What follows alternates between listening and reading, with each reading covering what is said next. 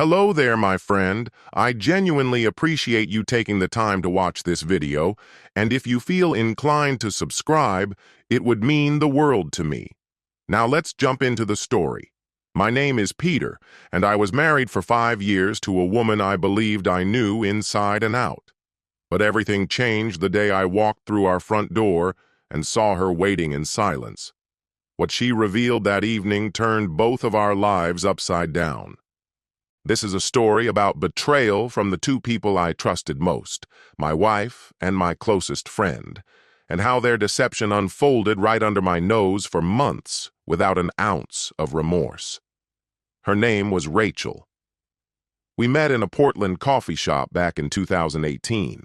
I was 27 then, working in a consulting firm. She was 25, newly graduated from nursing school, and preparing to start at OHSU. At the time, I wasn't actively seeking a serious relationship. I'd been single for about a year, still recovering from a painful breakup. But Rachel felt different from the start.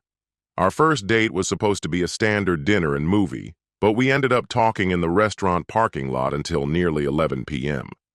She opened up about losing her father at 16 and how that personal loss had driven her to pursue nursing. I, in turn, spoke about the volatility in my childhood home and my deep desire to build something better in my future marriage. After 2 years of dating, I got down on one knee. She said yes before I could even finish asking. We were married in September 2020. Because of the pandemic, the wedding was intimate. Just immediate family and a few close friends. My best friend, Adam, stood beside me as my best man. He had been my roommate during college, had seen me through some of the hardest moments of my adult life, and had always been there when it counted. Rachel and Adam hit it off from the beginning. The three of us often went on camping trips, played board games late into the night, and celebrated every major holiday together. Those first 3 years of marriage were solid. We bought a house.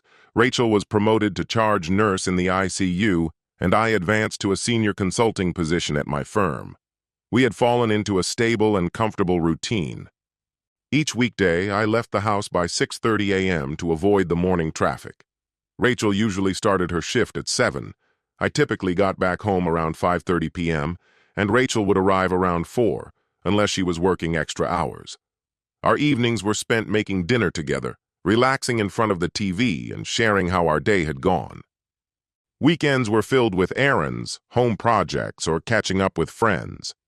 Adam, who lived about 20 minutes away in southeast Portland, would stop by once or twice a week, more if he had something particular he wanted to share. The important thing to understand is this: I had complete faith in both of them. I never snooped through her messages. I never questioned her explanations. Rachel had never given me a reason to doubt her, and Adam had become like family to me. Looking back now, I can see the warning signs I chose to ignore. But at the time, everything seemed normal. The subtle changes didn't stand out until the whole picture came into focus. It was around our 4th wedding anniversary that Rachel started taking on more overtime. She explained that the hospital was severely understaffed, which lined up with things she had said before. Our physical connection began to diminish around the same time. She went from covering the occasional shift to sometimes working 2 or even 3 extra shifts a week. She would get home exhausted, often after midnight, quiet and withdrawn. I tried staying up to see her, but with my early mornings it wasn't always doable. She would simply say she was exhausted, that staffing issues were overwhelming, and that she was just doing her part. Even on her off days, she no longer made time for physical closeness. When I tried to initiate, she pulled away. I assumed she was just overworked and mentally drained. Meanwhile, I had gotten even busier myself. My company had landed a national consulting job, and we were tasked with auditing financial records to locate major inefficiencies. Since Rachel always seemed to be busy with hospital work, I buried myself deeper in mine. I was clocking in over 50 hours a week, determined to make an impact. But in the middle of all that, I started noticing small, strange things. Rachel would sometimes casually mention that Adam had stopped by while I was out. Maybe he was dropping something off, or checking on the backyard project he and I had started together. At the time, nothing seemed off about it, but looking back, that's when the pattern began to shift. The more obvious red flags appeared around Christmas. We hosted a New Year's Eve get-together with Adam and a few other friends. Rachel went above and beyond with the food, spending the entire day preparing. Adam arrived with a bottle of wine and complimented everything, her cooking, the mood of the night, even how she looked. I brushed it off as friendly admiration, but something about it didn't sit right with me. Shortly after that, Rachel began using a new fragrance. She also bought new lingerie, signed up at a gym, and started exercising twice a week. When I asked her about it, she said seeing so many sick patients during the pandemic had made her realize she needed to prioritize her health. It sounded like a perfectly logical reason, but despite all that, the distance between us only grew. She kept pulling away, both emotionally and physically. It wasn't sudden, but it was there, and I could feel it. She began to complain about little things that never used to bother her. Small household issues turned into arguments. I told myself she was simply burned out from the non-stop stress of working in healthcare during a global crisis. I tried to be understanding. I picked up more chores thinking that easing her burden might bring us closer again. What I didn't realize was that by giving her space, I was unknowingly giving her more room to grow closer to Adam. Then came a particular Tuesday morning. I left the house around 6 a.m. Rachel was still asleep. She'd pulled a double the day before and wasn't scheduled to return until 3 that afternoon. I leaned over, kissed her on the forehead, and whispered goodbye. She mumbled something incoherent and rolled over. My day passed uneventfully. I grabbed lunch from a nearby food truck and ate while catching up on emails. Around 2 p.m., Rachel sent me a sweet message saying she hoped my day was going well and that she loved me. I replied that I loved her too and told her I'd be home around 6. I left the office at 5:15, but traffic on I-84 was worse than usual. I didn't pull into our driveway until almost 6:30. Her car was already parked outside, which immediately caught me off guard. She should have been at the hospital by then. I figured maybe she'd called in or swapped shifts. It wasn't totally out of the ordinary. I entered the house like I always did, dropped my keys into the bowl by the door, kicked off my shoes, and called out my usual, "I'm home." But something was different this time. Rachel stood motionless in the center of the living room, facing the front door as if she had been waiting for me. She was still dressed in her scrubs. Her hair was pulled into a loose bun like she usually wore for work, but a few strands had fallen around her face. Her eyes were puffy and red, like she'd been crying for a long time. I asked if everything was okay and mentioned that I thought she had to work that evening. She didn't answer right away. She just stared at me, her expression unreadable. When she finally spoke, her voice was hoarse and strained. She told me she had called in sick. I kept my eyes on her. There was something wrong, though I couldn't quite name it yet. Before I could ask, she quietly said there was something she needed to tell me.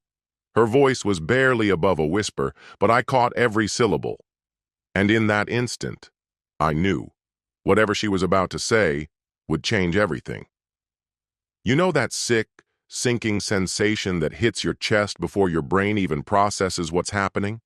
That's exactly what hit me the moment she spoke. I tried to steady myself and suggested we sit down.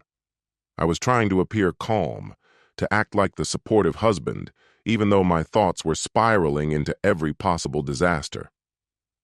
Rachel walked over to the couch but didn't sit. She stood beside it, arms wrapped tightly around herself like she was either holding in a secret or holding herself together. I sat and looked up at her, asking gently what was wrong. Her lips parted, but no words came, just silent tears rolling down her face while she stared at me. I asked again, urging her to talk, to tell me what happened. Was she hurt? Had something terrible happened? She shook her head, slowly lowering herself onto the edge of the couch, barely perched on the cushion. Then she said it. She'd done something terrible, something she couldn't undo. I reached out to hold her hand, but she pulled it away, not out of anger, but shame. I told her to just say it, whatever it was. She stared into her lap, then admitted she'd been cheating. At first, I couldn't even process it. I asked what she meant, not because I didn't hear her, but because I didn't want to believe what I had. She said it again. She had been unfaithful for 2 months. I just sat there, unable to move, while she quietly sobbed, eyes still lowered. I asked who it was, though a part of me already feared the answer. She finally looked up and said the name, Adam. My best friend. The air left the room. A dozen possibilities had crossed my mind, but not his name.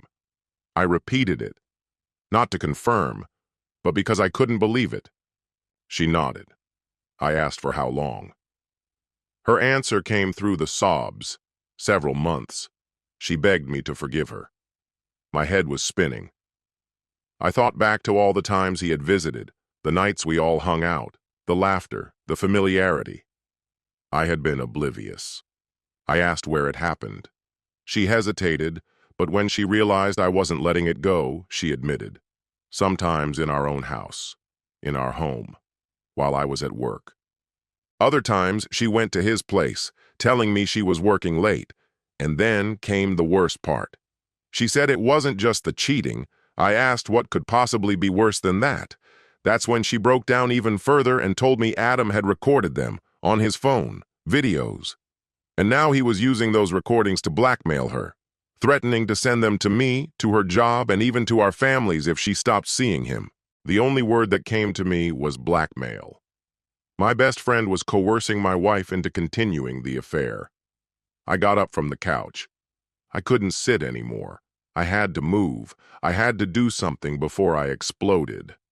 I spoke slowly, trying to be sure I fully understood what she was saying. I asked if she was really telling me that she'd been sleeping with my closest friend for months, in our house, and that now he was blackmailing her to keep it going. She gave a tiny nod and whispered yes. I walked to the window and looked out. Everything outside looked just as it had before, but inside everything had collapsed. I asked her why now, why she was telling me this today. She said she couldn't keep lying. She couldn't live with it anymore. I pointed out that she'd managed to lie just fine, until he threatened to expose her. She didn't reply. When I turned around, she was still on the edge of the couch, her face in her hands, shaking. I walked back toward her and, still standing, asked her how many times it had happened. She didn't answer, so I clarified. How many times had she slept with him? She gave an estimate, 15, maybe more. I just stood there, stunned. 15 times she had chosen this betrayal. I repeated the number, not as a question but in disbelief. 15 times she had kissed me, laughed with me, asked about my day, all while hiding this, all while pretending. She kept saying she didn't know how it had gone that far. I asked her if she loved him. The question just fell out of me before I could catch it. It surprised both of us. She quickly shook her head and said no, that she loved me, that she'd always loved me, that it had been a horrible mistake, a moment that spiraled into months of bad decisions. I asked if a mistake really happens 15 separate times. She had no response. I looked at her. She was still in her work scrubs, tear-streaked, waiting for some kind of reaction. But I felt nothing. No rage, no pity, no decision, just emptiness. I turned and walked toward our bedroom. She called after me, begged me not to walk away. She said we needed to talk, that maybe we could fix this. I stopped in the doorway and turned to look at her. I asked what she thought we could possibly fix. She had been sleeping with Adam, in our home, for months. And the only reason she came clean was because he was threatening her.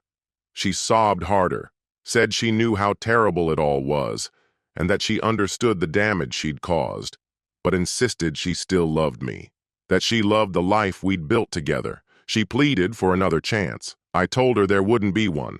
Then I stepped into the bedroom and shut the door behind me. I lay on the bed, still in my work clothes, eyes staring at the ceiling.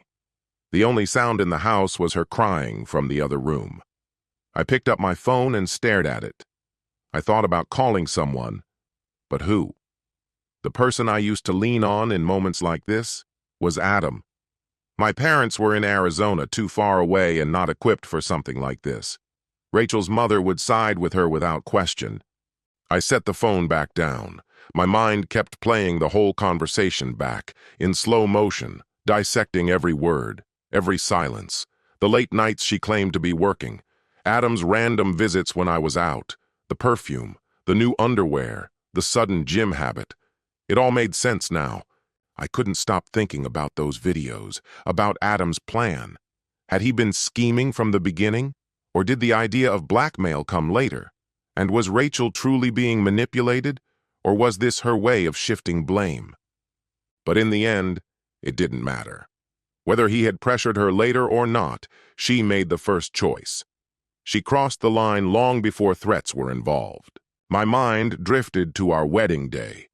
Adam had stood beside me holding the rings, smiling as I promised to love and protect Rachel forever.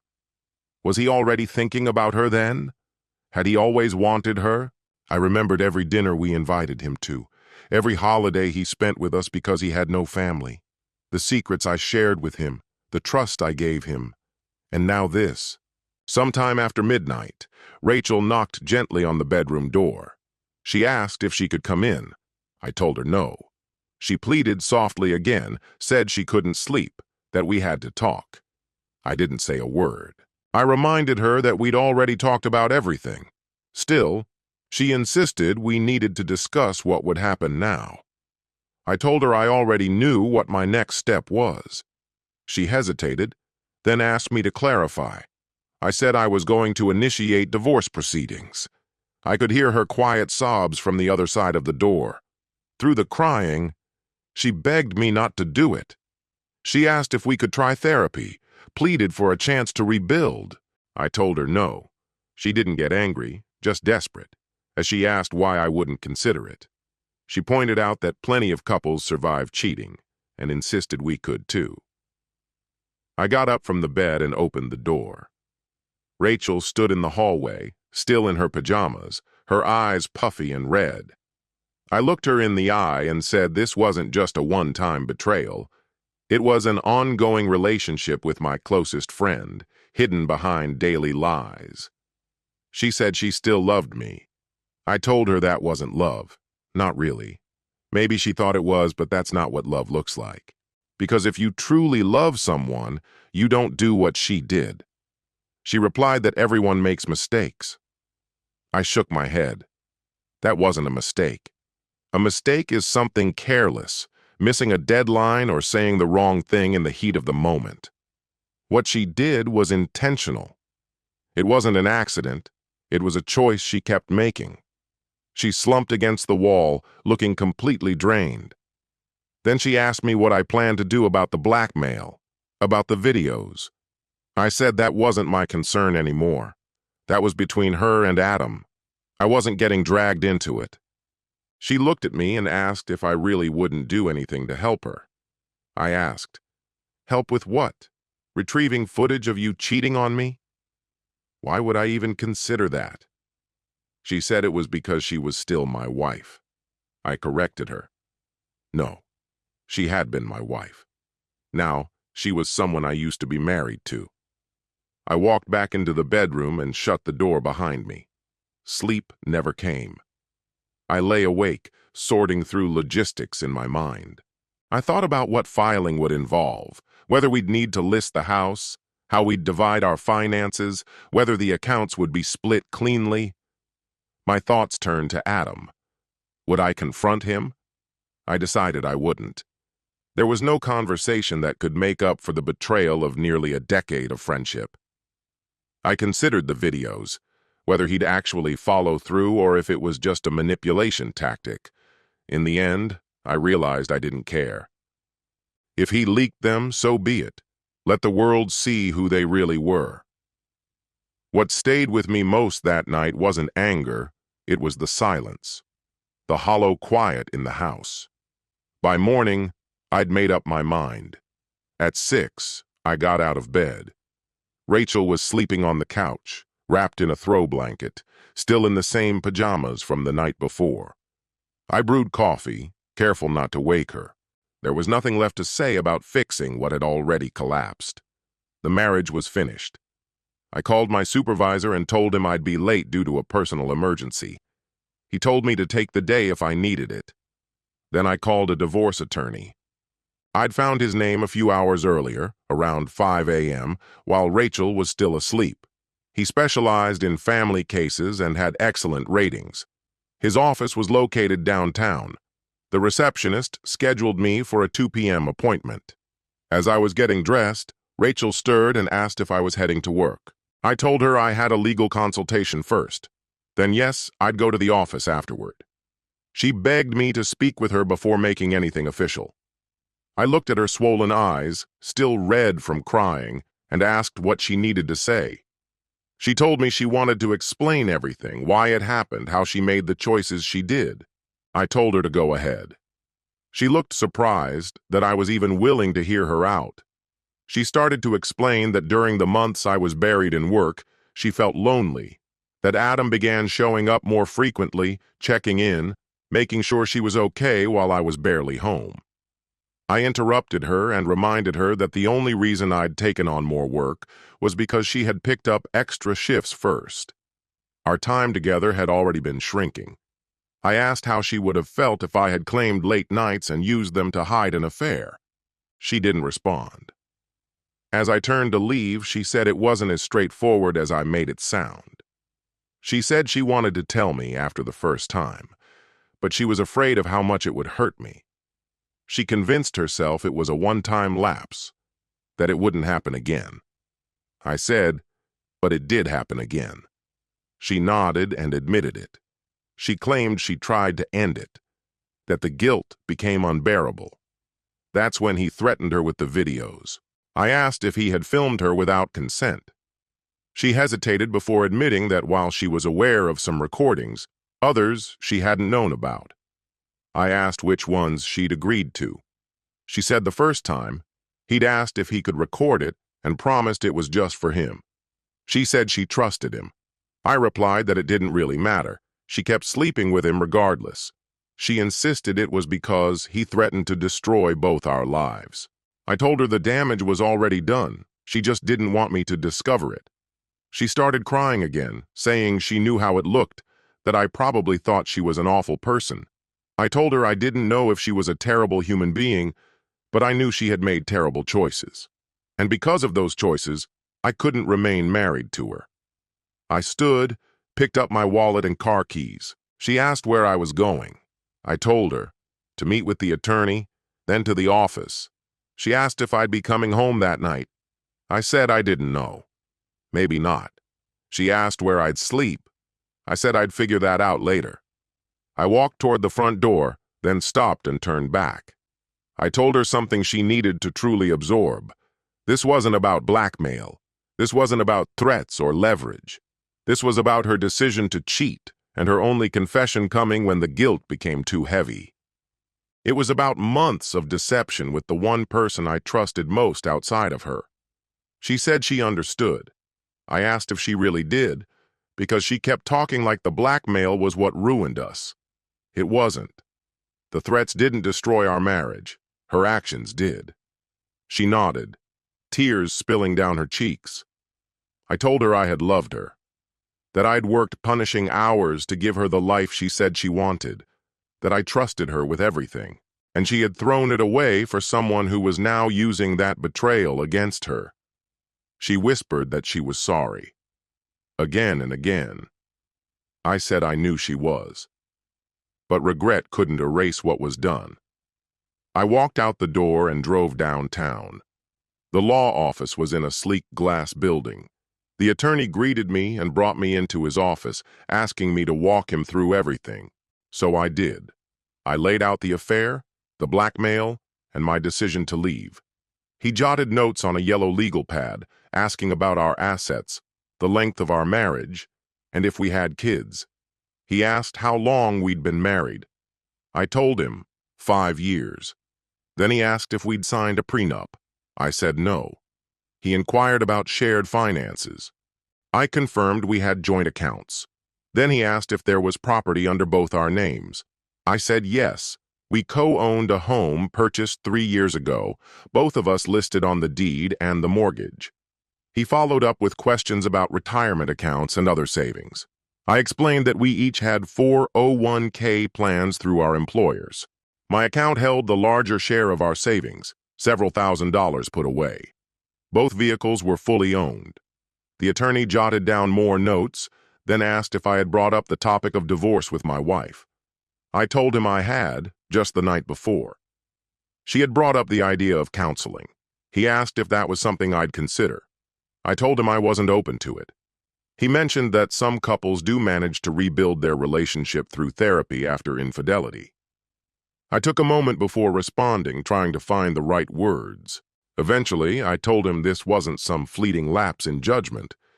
It was a sustained affair with my best friend, taking place in my home while I was out working. She hadn't come forward out of guilt. She confessed only because he was blackmailing her to keep it going.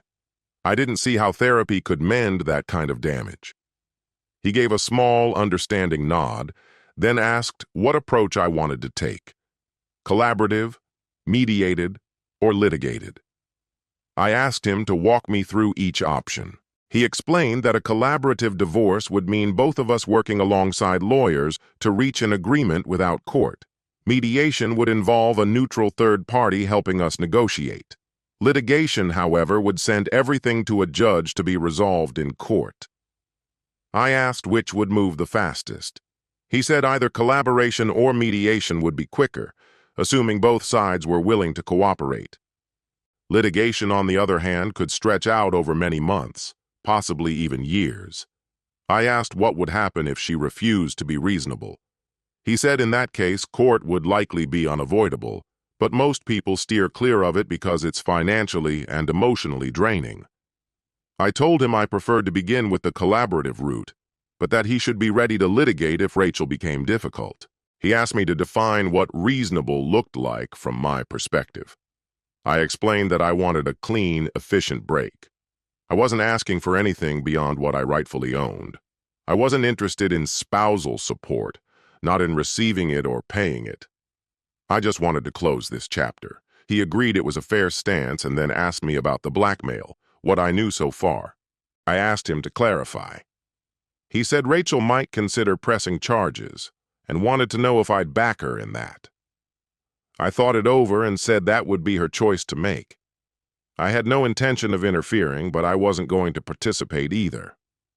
Then he asked what I'd do if the videos were leaked publicly. I told him I expected they eventually would be, and that it was out of my control. He looked at me closely, then said I was approaching everything with more calm and maturity than most people would in my shoes. I told him I just wanted to move forward. He outlined the steps we'd need to take, what forms to fill out, which documents I'd need to gather, and the timeline for serving the papers. He reminded me that Oregon follows no-fault divorce laws, meaning I didn't need to prove adultery, only that the marriage was irreparably broken. He said he could have the filing ready by Friday, and that I could either hire a process server or deliver them personally. I told him I'd serve them myself. We shook hands, and I left his office with a sense of relief I hadn't felt in days. Not happiness exactly, just a clarity, a direction. For once, I wasn't standing still, taking emotional punches. I went straight to work and informed my supervisor that I needed Friday off for personal matters. He didn't pry. That night, I didn't go home. Instead, I checked into a hotel near the airport and booked 2 nights. I needed separation, somewhere Rachel couldn't reach me to try and change my mind. From the hotel room, I finally made the call I'd been avoiding. I phoned my parents. I told my dad that Rachel had been unfaithful and that I'd decided to file for divorce. There was a long silence. Then he told me he was sorry and asked how I was holding up. I told him I was coping. He asked if the person involved was someone I personally knew. I said yes. It was Adam. Another pause followed. Then he asked if I meant Adam, my best friend. I confirmed it.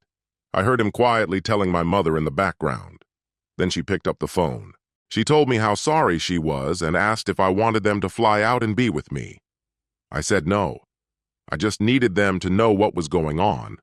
She asked if I had spoken to anyone, perhaps a counselor or therapist. I told her I'd only talked to a lawyer so far. She gently recommended seeing someone impartial. It might help to process everything. I told her that emotional processing wasn't my priority right now. I needed to get through the divorce and start fresh. She went quiet for a second, then said she understood. Still, she added that if I ever changed my mind, there was no shame in trying to fix a marriage if I thought it was still salvageable. I told her it wasn't. After we hung up, I ordered dinner from room service and turned on the TV. But I couldn't focus. My mind kept racing. I started thinking about what came next, where I'd live after everything was finalized. Would I stay in Portland or relocate? Could I even learn to trust again? Would I always be suspicious, waiting for betrayal?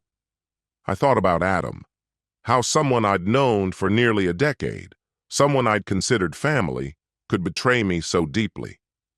We'd shared apartments, gone on trips, celebrated milestones together, leaned on each other during setbacks. I had placed full trust in him, and he'd used that trust as a weapon. Then my thoughts turned to Rachel. How could she wake up next to me, look me in the eye, and live a double life? How could she make love to me while secretly involved with someone else? The next morning, I woke with a strange calm. I drove home to collect some clothes and legal documents. Her car wasn't in the driveway, which gave me hope. I didn't want to rehash things again. But she was inside, seated at the kitchen table in her pajamas, holding a coffee mug. Her eyes were puffy and red. She looked up when I walked in and asked where I'd been. I didn't answer. Then she asked if we could talk. I told her there was nothing left to discuss. She said she'd been awake all night going over what I'd said, that the decision wasn't just about the blackmail. She acknowledged she'd destroyed our marriage and that an apology wouldn't be enough. I stayed silent. I went upstairs to pack. She followed and stood in the doorway, watching me load a duffel bag with clothes. She said she had called in sick. She couldn't function. She told me she'd been considering going to the police, reporting Adam for coercion and the videos. I told her that was up to her.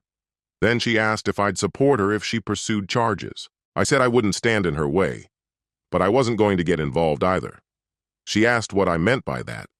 I told her it meant I wouldn't testify for or against anyone. Whatever happened next between them was no longer my business. She began to cry again and asked how I could be so numb to everything. I stopped mid-motion, my hands still on the suitcase, and turned to her.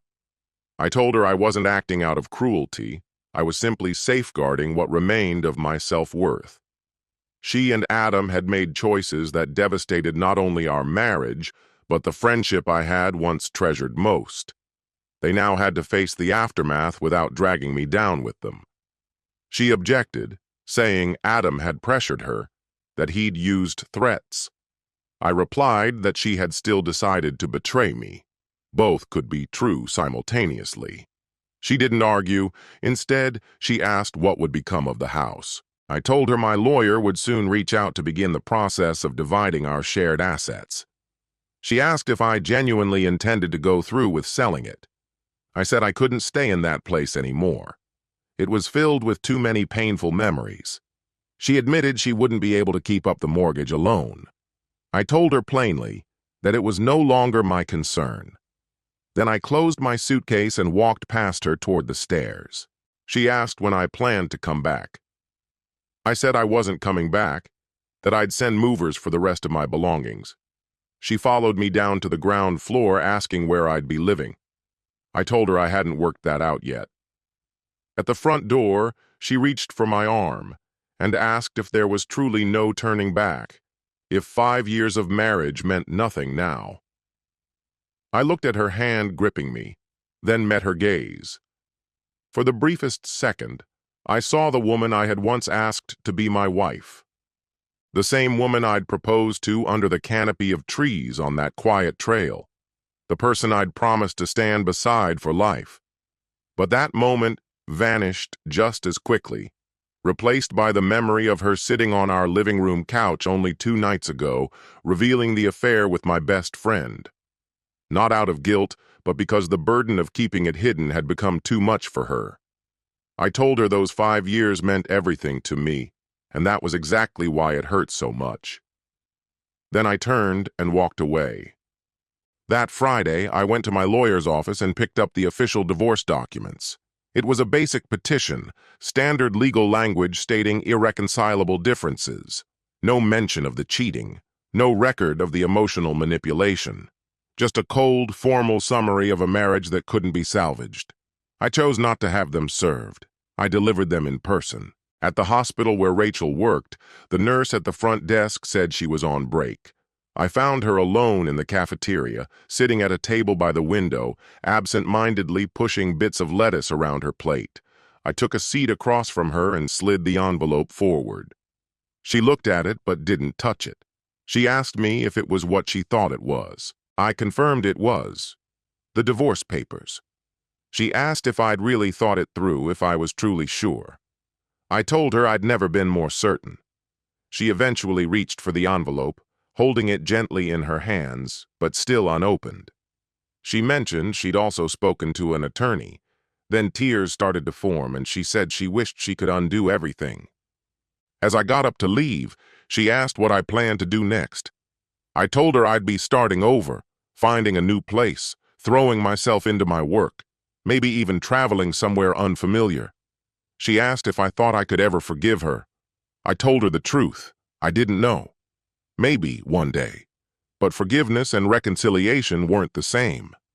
She gave a soft nod and opened the envelope. She stared at the contents silently for a long time, then finally said she would sign them. I told her my lawyer would follow up to sort out the details. As I turned to leave, she asked if she could hug me goodbye. I paused for a moment, then gave her a small nod. She stood and wrapped her arms around me. She whispered that she was sorry and that she would always love me. And then I walked away. I never confronted Adam. I didn't demand explanations or closure. I cut him off entirely, blocked his number, wiped him from my social media, threw away anything that reminded me of the friendship we'd once had. A few weeks later, a video appeared online. It created enough buzz that Rachel began avoiding social gatherings. Friends told me Adam had left town. Some said he moved to Los Angeles.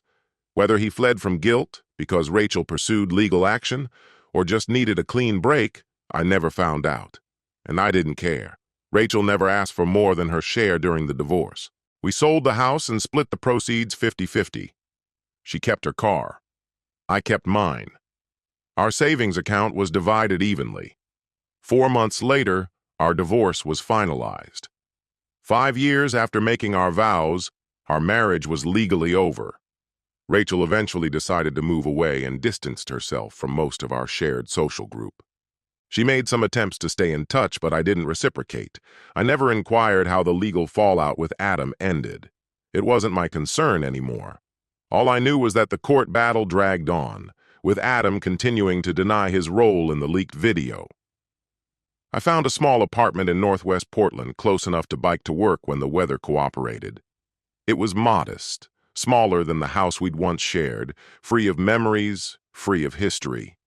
Just space I could make my own. I threw myself into work. I took on larger projects, worked late hours, and slowly built a reputation, laying the foundation for the business I hoped to start someday. Work became my lifeline, the constant I could rely on as I pieced my personal life back together. I also began therapy, not because I was falling apart, but because I didn't want to carry the scars of betrayal into my next chapter. Therapy helped me recognize patterns, how my instinct to protect and provide had sometimes blinded me to red flags, how giving everything I had left me exposed. Still, the central goal remained the same: learning how to rebuild as a man standing on his own. I dated now and then, but nothing ever grew into more. I was honest about what I'd been through, and people responded in two predictable ways, either backing away or trying to rescue me. Neither was helpful. These days, I'm more selective about who I let close. I pay attention, not just to what people say, but to what they don't. I still believe in trust, but I verify. Some say that's jaded. I say it's realistic. I haven't given up on love. I still want a real, meaningful relationship. But I've come to understand that love shouldn't require blind faith. And loyalty doesn't mean ignoring your instincts when something feels off. I've accepted that certain betrayals leave damage that can't be undone. Not because the person who betrayed you is beyond redemption, but because the trust that held you together has been irreparably broken. You can try to understand someone's actions, but understanding doesn't mean you have to forgive. And forgiving someone doesn't mean you're obligated to stay. Divorce was the only choice that allowed me to hold on to my self-respect. It wasn't revenge. It was survival. I chose to walk away, not in anger, but in defense of my dignity. Because sometimes the most merciful thing you can do for yourself is leave someone who's shown they can't be trusted with your heart. It's been a while since that Tuesday night when Rachel told me the truth. I still think about it from time to time, not with bitterness, but as a quiet reminder of how important it is to choose a partner who values integrity. Someone who, when faced with loneliness or temptation, still chooses to honor the promise they made to you. And if you find yourself in a similar position, if someone's broken your trust in a way that feels unfixable, remember this: you're allowed to walk away. You're allowed to choose yourself. It's entirely reasonable to acknowledge that certain lines, once crossed, mark the definitive end of a relationship. You're under no obligation to offer someone a second chance to disturb your sense of calm.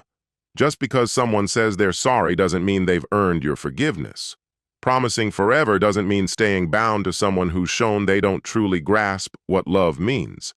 Trust what your instincts are telling you. Protect your emotional well-being. Choose to be around people who are consistent, sincere, and love you without conditions. And always remember, sometimes what feels like a heartbreaking ending is really the beginning of something better. This brings our journey to a close. I'd genuinely love to know what you think. Please leave a comment below. Thank you for spending your time with me today. If this message connected with you, feel free to check out more content on the channel. Until we meet again, be well, my friend.